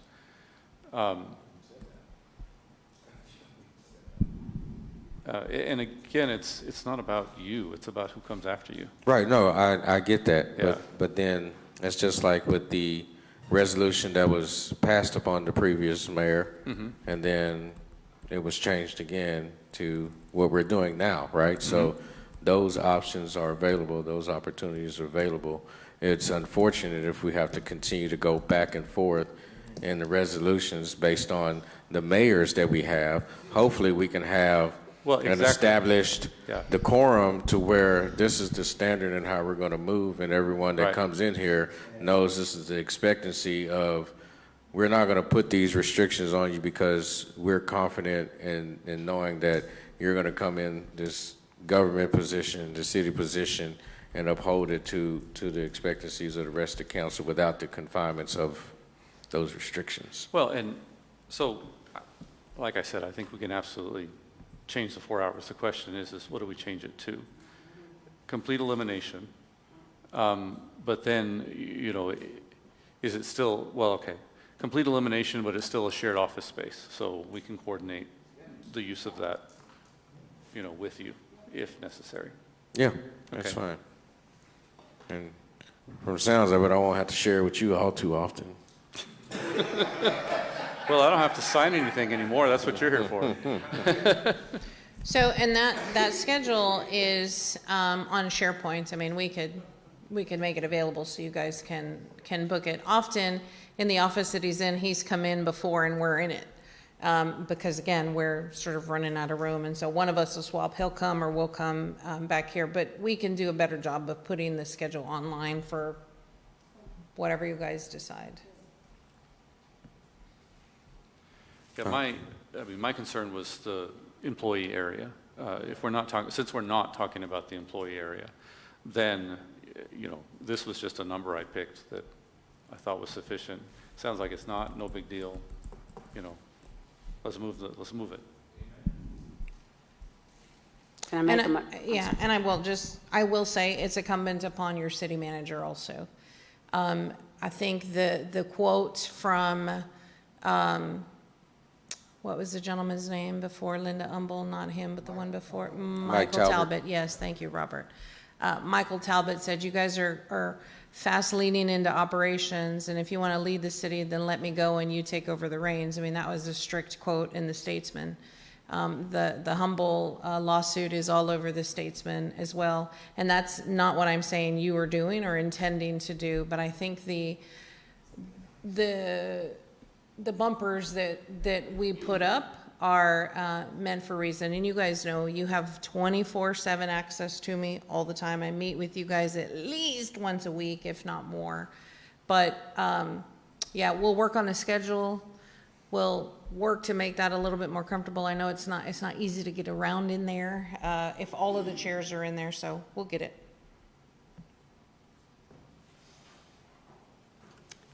So may I make a motion? Yes. I'd like to make a motion to accept resolution number R2025-113 and amend section 1, item number 3, to strike up to 4 hours per week. Second. We have a motion and a second. All in favor? Aye. All opposed? All right, that passes unanimous. Thank you, council. Agenda item 11D, consider an act on a resolution R-2026-75 approving the City of Bastrop submission to the TxDOT Safe Streets and Roads for All SS4A project titled Pedestrian Road Safety Improvements in the City of Bastrop, Texas, committing required matching funds and designating the city manager and the finance director as authorized city officials. Dr. Jill. Good evening. Thank you all. Thank you, Mayor. Thank you, City Council, City Manager, everybody. This is I'm here, Jill Struby, as part of the EDC here, Business and Community Development Manager. This is a grant project that's come through that's part of the city program. So I've done quite a few of the TxDOT programs. This is their Safe Streets and Roads for All. They've had other programs that are similar to this, transportation alternatives, so forth. This is very specifically for safety projects, especially for road and pedestrian safety. And what the point is for Safe Streets and Roads for All is to be able to try to reach a zero fatality goal by 2050, and I'll get into that in a minute. But the grant, what we're going to be asking for is for, if you look at the map, there's basically two projects that we're pulling into the one grant program. So these are projects that the city staff had previously identified. One is, if you look in the top left corner, there's two boxes. One is a red box, one is a green box. That's on Chestnut Street, right back over here. That will make it safer for people to cross, especially between the convention center and here. So there's quite a lot of pedestrian traffic going in that area. That'll remove the pedestrian walkway near the tracks, and we'll add one at MLK Drive. Then we'll also be doing some other road work that will help to improve safety for vehicles and pedestrians. That'll go from about the intersection at Emile Street and Highway 95, and we'll go up to the intersection at Pine Street. So primarily assisting people who are going back and forth to Buc-ee's. So those two projects, so these are the two projects that were considered by staff that they wanted to request funding for. The traffic crash data from TxDOT supports that. This is a preliminary map, and it only shows 1 year. There's an additional 3 years that'll be added to that map by the time it's completed. But you can already see where there's a lot of hot spots where people are having, where we've had some difficulties. The background of this is that we're going to be, the TxDOT periodically provides funding for transportation improvements. This is one of those programs. This one here is an 80-20 match program. The two recommended projects are just shy of $1.2 million. I've got the graphic up there so you can see how much we're talking about. The TxDOT, so it's just under $1.2 million. We'd be asking for TxDOT for just over, for $944,000. City of Bastrop would be providing funds at $236,000 for the 20%. Oh, sorry, can I go back? So that's that ask, is to be able to move forward on this this resolution, to be able to assign the city manager as the authority to sign all the documentation, and to provide the city finance department with the ability to pay out all the funds, and to approve the ability to pay that 20% match on. These are estimates currently, but it'll be right at about the $236,000 mark. And Mayor and Council, actually, TxDOT is going to be making improvements at the crossing by the fire station. They're doing a new concept, which is lighting the actual crossing. And so we had actually, lighting the crossing in the street, very cool.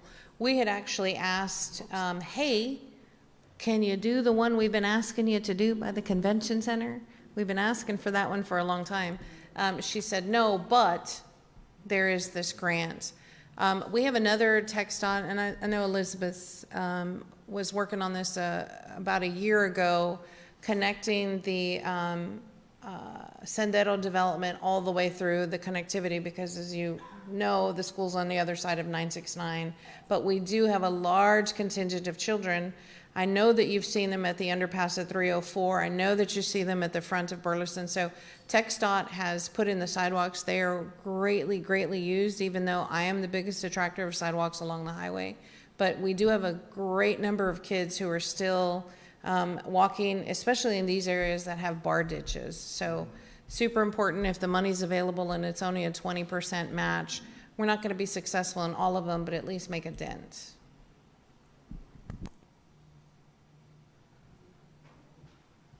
Move to approve. Council do, okay. Second. All right, well, I want to make sure we didn't have any discussion, you know. When I first got on here, I got handed about discussion. Now we're going straight to the motion, so we got a motion and a second.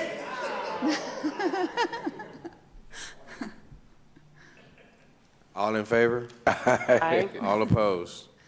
All right, passes unanimous. Thank you, Dr. Jill. Thank you. I'm up for the I next know one, too. you're going to hang Okay. tight. I got you. two I know more. you're hanging tight. Yeah, sorry, I got two 11E, consider and act on a resolution R-2026-76, committing to zero roadway for fatalities and serious injuries and adopting the Safe Streets and Roads for All, SS4A, City of Bastrop Safety Action Plan, updated April 2026. Dr. Jill. Yes, thank you. So this is, in order to support that grant, there are two things that have to happen that we need to have to be competitive with the grant ask. And so this is one of them. The other one's coming up right after that, this Bastrop Safety Action Plan. We could have applied for this based on the county plan and the MPO plan, except for that those two projects that I just mentioned are not in either of those plans. So the safety action plan that we have includes the projects that had been identified previously by those two other plans, and then also includes these two projects and two more that we could potentially go after at another call if we would want to, because they'd already be in this plan. So in order to go after this funding, we have to have those two projects listed in this current plan, and that's what, among other things as well. So let me tell you the other things as well. So the first thing is to, the leadership has to commit to the zero fatality goal, 50% by 2030 and 100% by 2050. These are both goals that are in the previous plans, the Campo and the Bastrop County plan, which y'all had adopted in 2025 already. So those are things that have already, that are just moving forward on this. As I said, again, you need to have those two safety goals, safety projects under consideration in this plan to be able to be part of the grant program and the other additional calls. And also the TxDOT district, first of all, they recommended that we do this project. They reviewed the plan, and Diana said, "Wow!" So I think that was a good sign. And they've been very encouraging. They provided all the numbers we needed for our estimates and so forth. So they've been very helpful. And we did also meet the deadline to be able to have the Safe Streets for All team to look over this plan. So I expect to get their review and comments back probably by the end of next week, which would be in time for us to provide the to submit the application. So this plan is there may be some potential change for this plan, but I don't really foresee any based on Diana's comments. But so that would be, and I'm not sure how we would handle that if there would be changes to the plan, but they wouldn't be really substantial. The main points would all basically be the same. So that's the background on that. Any questions? Council, we have any discussion or questions? Move to approve. Second. We have a motion and a second. All in favor? Aye. All opposed? All right. I know you have one more. 11F. Consider and act on a resolution R-2026-77 establishing the steering committee that will, 1, examine issues related to safer roads, safer road users, and safer alternatives. 2, streamline and standardize public participation and engagement procedures. And 3, development develop, implement, and monitor the Safe Streets for All Safety Action Plan progress. Okay, perfect, thank you. So again, this is one of the other things that's required for us to be able, that in order to be competitive, we need to have this on in our application. So, and the other thing that I just wanted to mention is that this thing that staff had already been considering previous to the knowledge of this grant opportunity. They already had sort of a framework in mind. They had some people already kind of the idea of who they wanted to have on this committee. So they were already working on this before it was a project in a grant sense. And this is I don't know if you can read it here, but this is the proposal for the names of the people or their designees who would be on the committee. And so we haven't set up the committee at this moment, but it's in the works. And so that's kind of where we are with that. Mayor Pro Tem Kirkland. I have a question that's a little bit of a meta question about all three of them. One of the goals stated was, zero traffic fatalities by 2050. Was that it? Yes. So the only conceivable way to do that is to shut off our roads. Yeah. Right. Right. And so my question is given that the goal is not actually achievable, is that a concern? Is that just hey, we're going to set a big goal and we're going to try to do everything we can, but is it, is there a penalty for not getting to that, I guess is the nature of my question. No, there's not. As a matter of fact, Okay. the reason that I used that goal was because this is set up as the Texas Transportation Commission has set that goal, and that's what all of the other documents are following that. And if you do look at the plan, that graphic that I have here, Right. this shows you that this is their goal, and in the years that they had looked at the goal, they are above that goal, Right. but they see a trend, a downward trend. And I think that's really the point, is that all of these efforts together is going to help us find a downward trend, even if Right, we right. never get to zero. No, I mean, if they had Yeah. said that, we're going to seek a 20%, 10-year, reduction in understand, something, yeah. I would have said, okay, cool, we can think about how to do that. But by setting the goal in the way that they did it, it caused me to be concerned about repercussions because that seems impossible. But Yeah. Thank you. Yeah, sure. I think problems in public administration are being carried on nation's goals, aren't they? Yeah. Been out of school for a couple decades.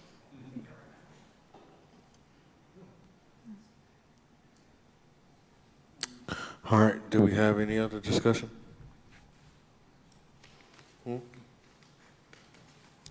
Move to approve. Yes. Second.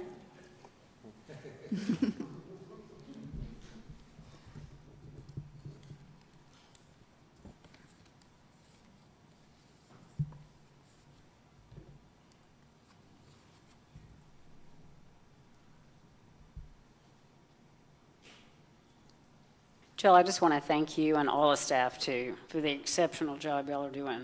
Oh, thank you. Really, it's phenomenal. I appreciate that. So, Council, I have absolutely. Council, I have a legal question.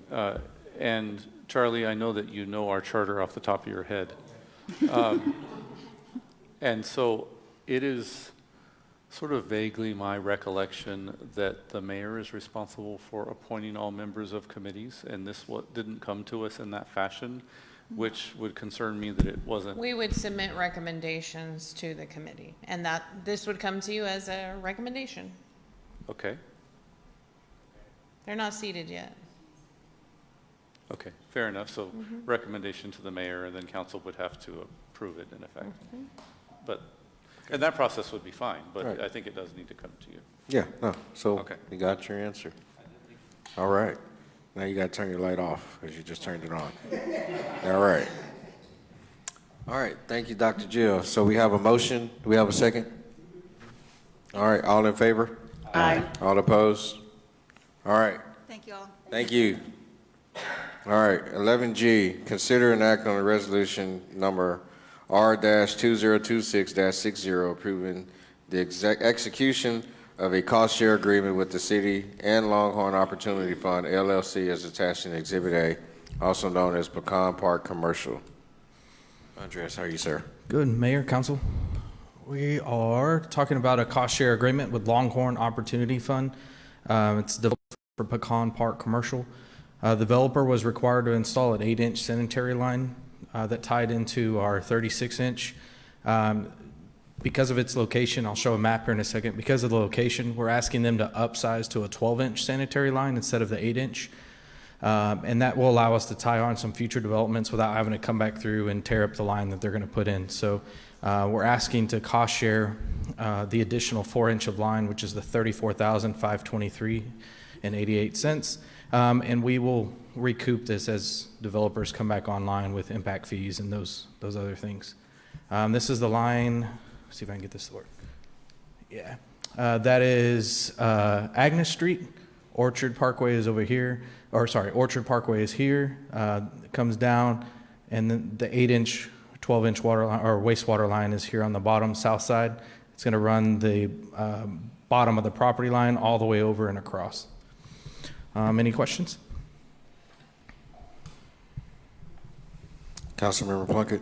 My only question is 12-inch enough to get us to any reasonably foreseeable development? Yeah, we looked at his big plans. It's not a big enough area. It's a 12-inch is pretty significant, and even if he did some of the most dense, the area to the north is going to be commercial anyway, so they'll be a good balance. Okay.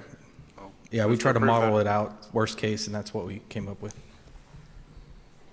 All right, council members, are we good? Do we need more discussion, questions? No?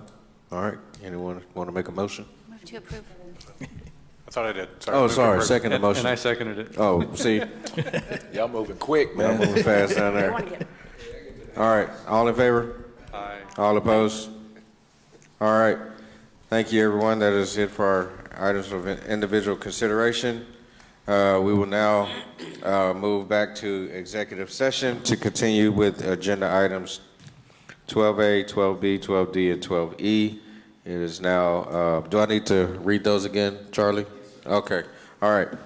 So, agenda item 12A, City Council shall convene into a closed executive session pursuant to Texas Local Government Code Section 551.087 to deliberate regarding economic development for a revised Chapter 380 Economic Development Agreement with Pearl River Developer for Sendero. 12B, City Council shall convene into a closed executive session pursuant to Texas Local Government Code Section 551.072 to deliberate the acquisition of real property located on Main Street.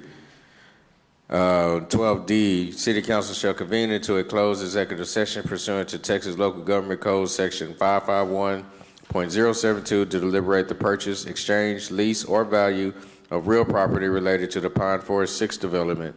12E, City Council shall convene into a closed executive session pursuant to Texas Local Government Code Section 551.072 to deliberate. What's up, John? No, keep going. I just didn't want you to go into executive session right away. I want to make a Okay, motion. deliberate the purchase, exchange, lease, or value of real property related to the Burleson East Development and Blakey Road. With 30 minutes left until our mandatory, end time, I'd like to motion to set the the time of adjournment to 10:30, which will give us an hour just in case we need it. All right, we have a motion for that. Do we have a second?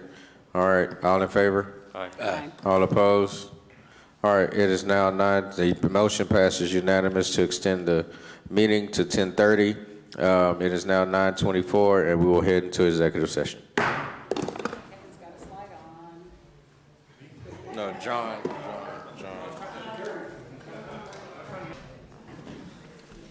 All right, everyone, it is now 10:05.